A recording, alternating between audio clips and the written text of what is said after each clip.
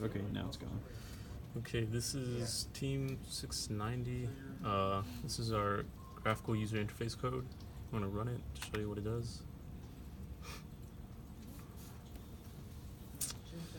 So we've come up with 4 plots. These are the plots for the flex sensors. They're updated live. And then this is the thermistor plot. Shows you the temperature of the thermistor versus time.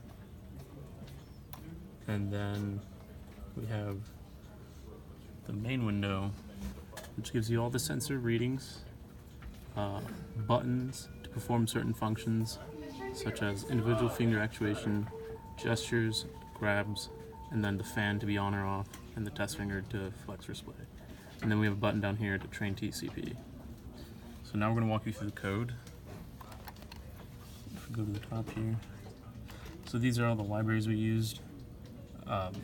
This one's to plot the ADC, some math, to just do some math, some time, for time in the PCA, and threading so that you can use buttons while you're plotting.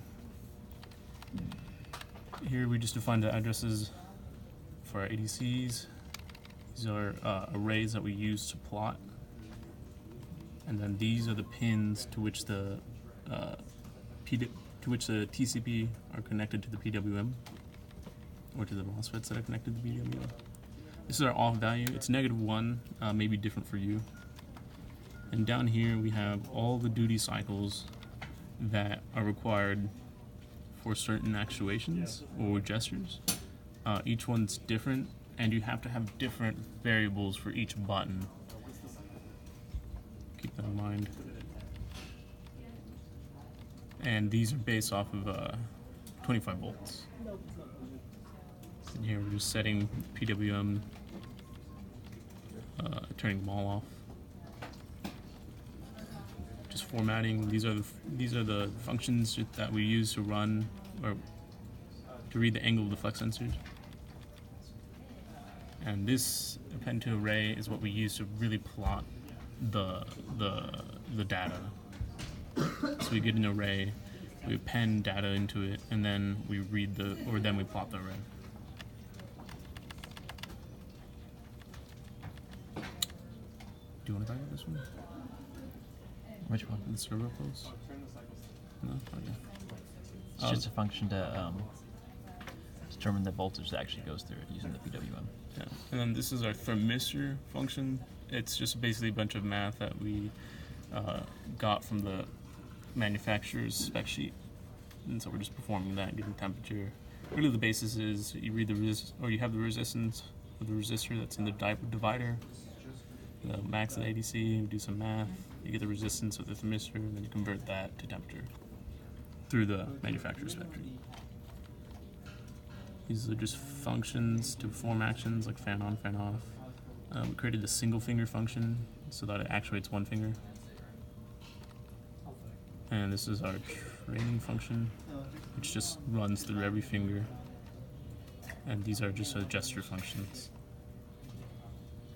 The basis of the function for actuating TCP, we'll go to the single finger, show you. We turn off the fan, just because we like turning off the fan before we run a function. And then we turn on the function, or turn on the finger, actuate the finger. And then we have a thread to say, okay, after a certain amount of time, turn it off. And same thing for the fan, after a certain amount of time, turn on. And this, basically, the threading just allows us to do it while we're plotting. Because previously we had a problem where buttons would stop the main function and wouldn't continue until they were done. And this is how we figured out to do it live. And we always run the fan right after our fingers actuated. Yeah, just to ensure we don't break the TCP. We recommend like 45 seconds of the fan. He said his office said come back at 1:30. And all functions follow the same principle of just turning on something after a certain amount of time. It's basically just a lot of algebra. Pretty simple. These are just functions for grabs. Each button needs its own function. And then this is just the GUI formatting. Here you can see this is the thermistor label. And it basically, I'll show you in the main function. but this is how we make a label in Tincture, and this is just formatting. Formatting. And these are the buttons. You need lambda, command equals lambda, colon, function name. Keep that in mind, we took a while to figure that out. And then we're just placing the buttons. We're